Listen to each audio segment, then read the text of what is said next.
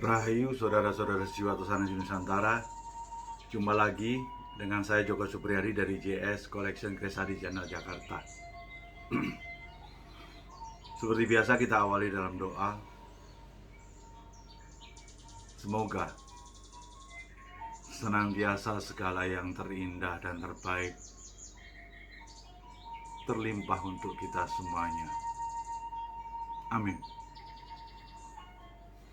Sekaligus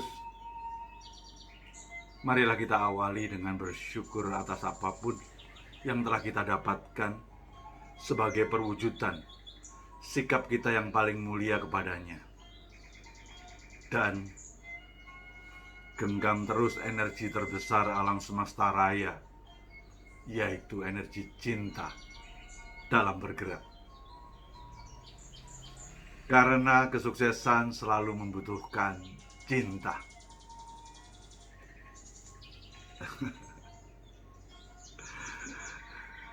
Sungguh dahsyat kekuatan cinta. Berkeluarga yang sangat luar biasa membutuhkan cinta. Berkarya untuk menjadi sangat luar biasa membutuhkan cinta. Membina anak-anak menjadi luar biasa, termasuk bertetangga yang baik, semuanya membutuhkan sesuatu cinta. Seolah-olah segala hal yang kita inginkan sebuah kesuksesan selalu membutuhkan energi terbesar itu. Karena dengan cinta kita akan senantiasa ikhlas untuk menjalani. Tidak hanya ikhlas, kita menjalaninya dengan suatu tulus untuk selalu berjuang. Dan segala kendala yang terjadi kita pun juga akan sabar untuk menjalaninya. Dan hasilnya pun kita pasrahkan pada Yang Kuasa, karena dialah sang penentu daripada ikhtiar kita. Baik, saudara-saudara kalian, kita sekarang berada di tayangan 111.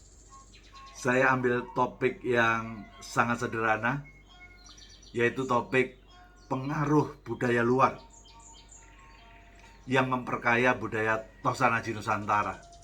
Sekaligus pada kesempatan ini saya akan mereview dua pusaka saya, yaitu pusaka nomor 5830 dan pusaka nomor 5859. Terus bertambah kris saya, namun memang sudah mulai slow, tidak sekencang sebelumnya. Ya, memang semuanya harus disesuaikan dengan kapasitas diri. Baik, kita mulai saja. Ketika kita bicara tentang pengaruh budaya luar terhadap Tosanaji, di tema saya tuliskan memperkaya. Karena saya memandang segala pengaruh itu dari sisi positifnya. Semua tergantung daripada kita, segala hal kita lihat dari positif atau negatif. Namun akan lebih menguntungkan buat kita senantiasa apapun yang terjadi, kita sikapi secara positif. Seringkali kadang ketika kita bicara tentang pengaruh budaya luar, pikiran kita sedikit terusik. Terus kalau pengaruh, bagaimana kaitannya dengan keaslian budaya? Namun kadang-kadang kita lupa.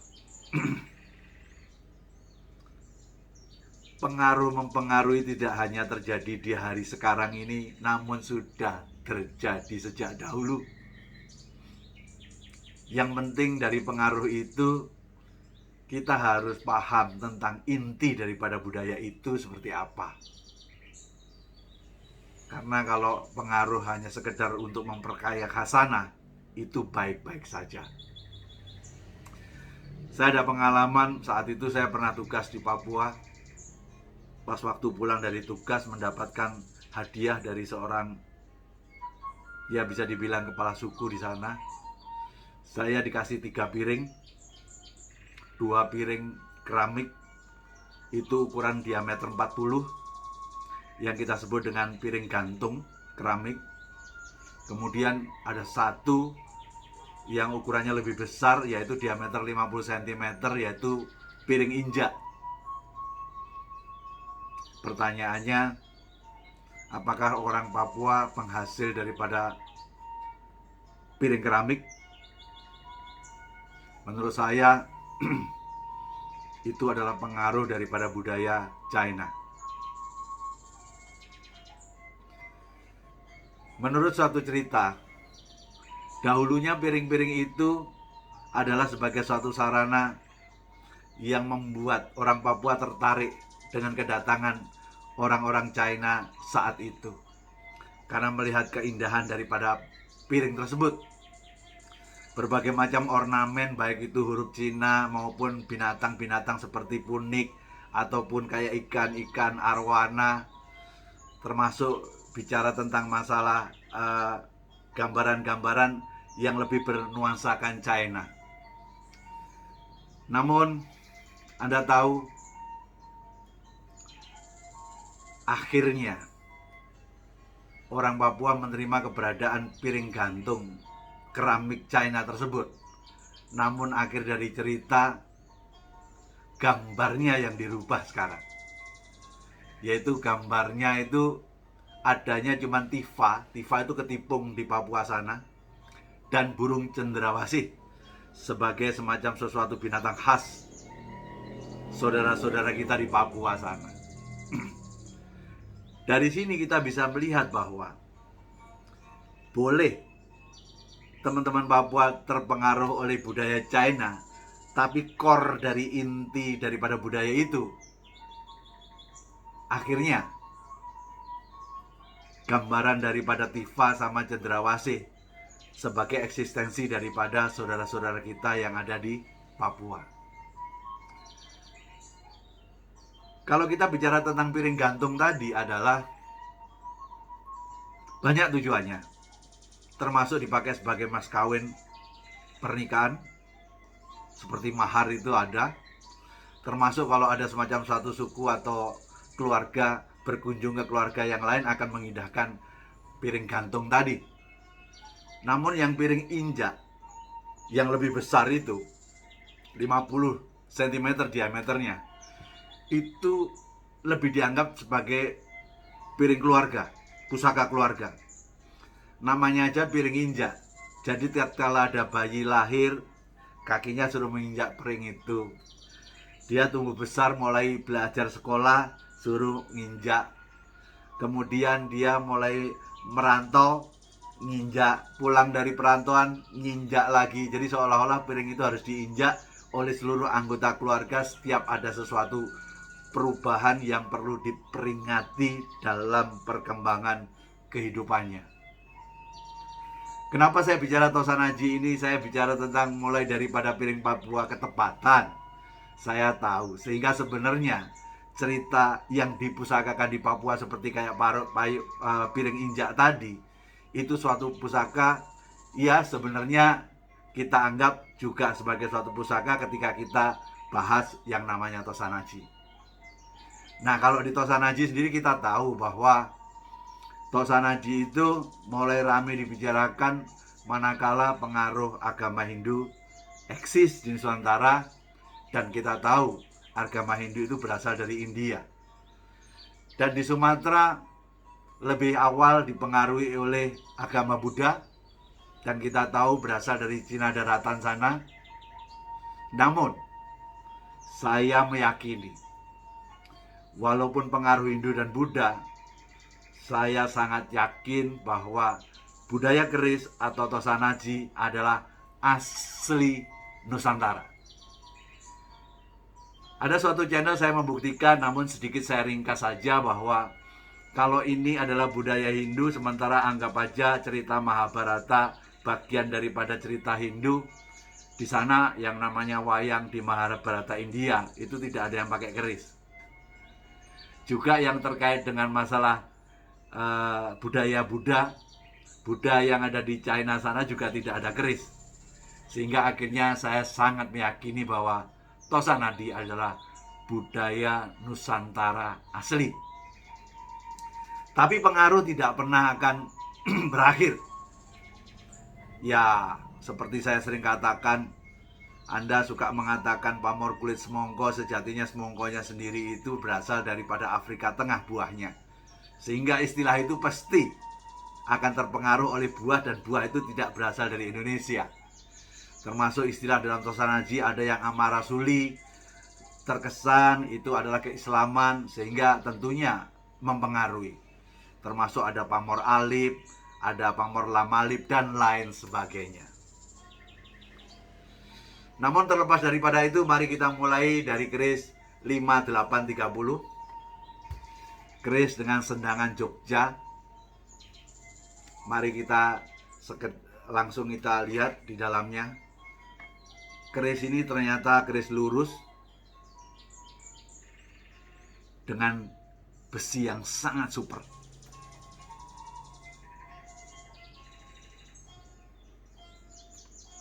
Namun ada sesuatu kekhususan pada relief gandhi. Di situ kita lihat seperti kayak ada singa, namun kok terlalu banyak rambutnya, dan ekornya pun juga terhiasi. Gambaran seperti ini, kita sama-sama tahu singo adalah binatang yang cukup kita bilang langka di Nusantara ini. Saya yakin ada, tapi langka. Kalau Anda pernah menginjakkan ke Museum Mao Zedong yang ada di Beijing, di depan itu ada patung besar, yaitu patung Qilin, yang bentuknya persis seperti kayak gambaran yang ada pada Gandhi Pusoko ini. Makanya Pusoko ini saya sebut berdapur Singo Qilin, dengan panjang 35 cm, kelengan besi yang sangat matang tempanya, dan saya tangguh sebagai pusaka habis sepuh.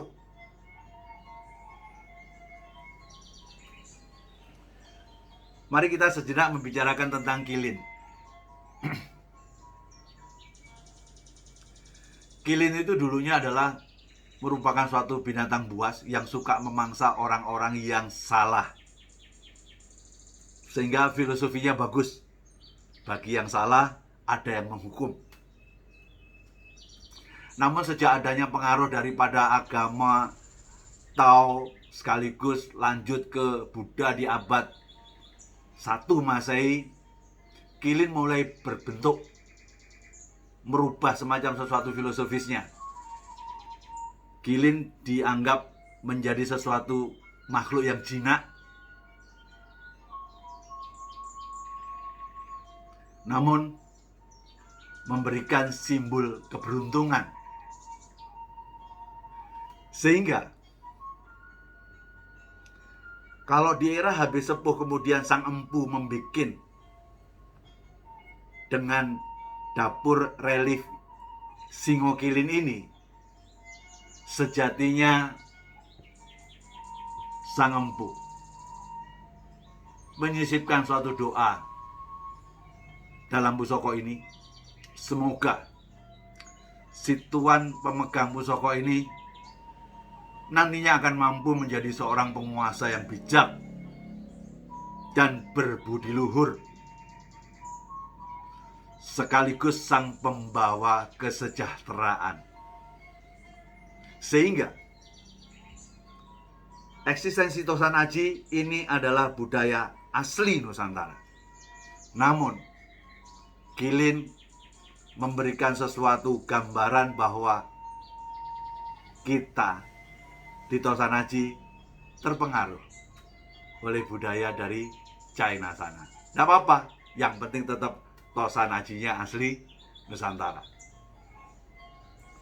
Mari kita lanjut ke pusaka yang satunya, yaitu pusaka nomor 5859. Pusaka ini lo-nya ada 11. Lo 11 kan kita kenal dengan lo kesejahteraan. Pamornya penuh, tapi ada konsisten bulatan dari ujung satu, bulatan sampai ke bawah. Di perkerisan ketika ada semacam sesuatu pamor yang berbentuk bulat-bulat dari atas hingga ke bawah, yang seperti ini, banyak yang mengatakan ini adalah suatu pamor yang kita sebut wahyu tumurun. Keris ini panjangnya 38,5 cm dan dia kinatah pada reliefnya. Nah, reliefnya unik di sini. Ada gambaran gajahnya, ada gambaran nogonya yang ekornya sampai ke atas, dan ada sayapnya. Ini kita sebut dengan dapur Paksi Nogoliman, kinatah Luk 11. Berpamor Wahyu Tumurun, melihat gambaran dari sisi corak pamornya dan besinya sejak garapnya, saya menangguhnya ini tangguh Mataram Amangkurat. Mari kita simak sedikit tentang yang kita kait dengan Paksi Nogoliman. Kalau lihat dari sayap ini adalah paksi. Paksi itu atau peksi, Paksi Nogoliman. Peksi itu adalah burung. Sebenarnya peksi ini saat itu menggambarkan tentang gambaran burak. Burak itu adalah kendaraan Nabi Muhammad SAW saat dia melakukan suatu Isra Mi'raj, perjalanan dari Masjidil Haram menuju Masjidil Aqsa yang diteruskan ke Sidratul Muntaha ataupun surga, dan dia bertemu dengan Allah SWT di sana dan akhirnya kembali ke bumi. Cukup dilalui dalam waktu 1 malam saja. Lah, cerita tentang masalah burak atau menjadi gambaran sosok peksi ini bisa kita lihat pada era-era Mojopahit akhir, ketika semakin datangnya banyak pedagang-pedagang dari Timur Tengah. Sehingga menurut pemahaman saya, jelas pengaruh daripada Timur Tengah yang beragama Islam memberikan warna pada Tosanaji ini. Namun kita tahu, yang sudah lama kita melihat ada gambaran nogonya, ekornya sampai ke atas. Ya, kalau bicara tentang nogo tentunya adalah budaya China. Berarti menyangkut Buddha. Namun bicara tentang masalah liman, gajah itu adalah simbolisasi agama Hindu. Kapan bicara tentang masalah kepastian gajah itu menjadikan suatu gambaran dari gambaran Hindu, ada satu referensi. Kita tahu ada Raja Kediri yang ke-7, Kameswara, yang ketika dia mempersuting Condro Kirono dari Jenggolo, semua, baik itu segala masyarakat, segala lapisan, bersuka cita karena peperangan sudah seolah berakhir, kembali kepada masa damai. Pada saat itu ada seorang ahli sastra, Empu Darmaja, yang menciptakan sesuatu buku Semaradana. Di dalamnya juga mengupas tentang Ganesha. Jadi Ganesha itu dijelaskan seperti sosok gajah tadi, yang sampai akhirnya, jangan kaget, Kediri sekarang lambang kabupatennya adalah simbolisasinya Ganesha, gajah tersebut. Namun kita tahu Hindu masuk ke Nusantara itu adalah dari India Selatan. Jadi cerita ini akhirnya kita bisa melihat ada unsur pamor Wahyu Tumurunnya, ada Luk ke-11 kesejahteraannya, ada 3 agama jadi satu, Paksi Nogoliman. Di situ menggambarkan antara Islam, Hindu, dan Buddha. Menurut saya, pusaka Paksi Nogoliman itu adalah pusaka persatuan. Makanya kita sering akan melihat keris ini bermula banyak di tangguh-tangguh Mojopahit, namun ini tangguh Mataram Amangkurat. Dan keris Paksi Nogoliman jarang kita jumpai. Saya belum pernah melihat yang dengan era di atas Mojopahit, katakanlah di Singosari, karena keberadaan daripada pedagang Timur Tengah belum sampai masuk. Karena yang dahulu masuk ke Nusantara itu adalah Buddha dulu ke Sumatera, Hindu kemudian ke Jawa, selanjutnya Kristen Katolik dibawa oleh Portugis, Belanda, dan lain sebagainya. Baru bersamaan dengan itu masuklah Islam. Jadi pusaka ini adalah pusaka persatuan umat. Sehingga kalau ditanyakan kepada saya, filosofinya apa? Secara keseluruhan daripada filosofi keris ini adalah semoga tuannya mampu menjadi seorang pemimpin yang mampu mempersatukan. Jadi sebuah pemimpin yang kewahyon, yang mampu mempersatukan segala perbedaan untuk meraih kesejahteraan. Lo 11-nya. Jadi akhirnya pengaruh mempengaruhi itu sesuatu hal yang sudah lumrah. Sehingga tidak perlu alergi atas sebuah pengaruh. Yang penting kita ambil dari sisi positifnya. Jelas sudah, tetap tidak pernah bisa kita bantah kalau yang namanya Tosanaji adalah budaya asli Nusantara. Perkara di dalam budaya itu terpengaruh oleh berbagai pihak, itu sesuatu yang lumrah. Mari kita lihat dari sisi positifnya saja. Demikianlah tayangan 111 ini saya hadirkan kepada saudara-saudaraku sekalian. Semoga bermanfaat. Selalu saya mengajak, mari terus belajar Tosanaji. Bukan untuk menjadikan kita seorang ahli, namun untuk meningkatkan tambahnya rasa cinta kita pada budaya Tosanaji. Dengan memiliki, semoga ada suatu perubahan dalam tingkah laku kita menjadi lebih baik.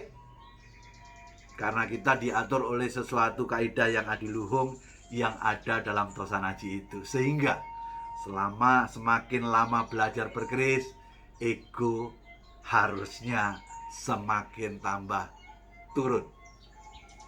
Untuk itu, jayalah budaya Tosanaji Nusantara.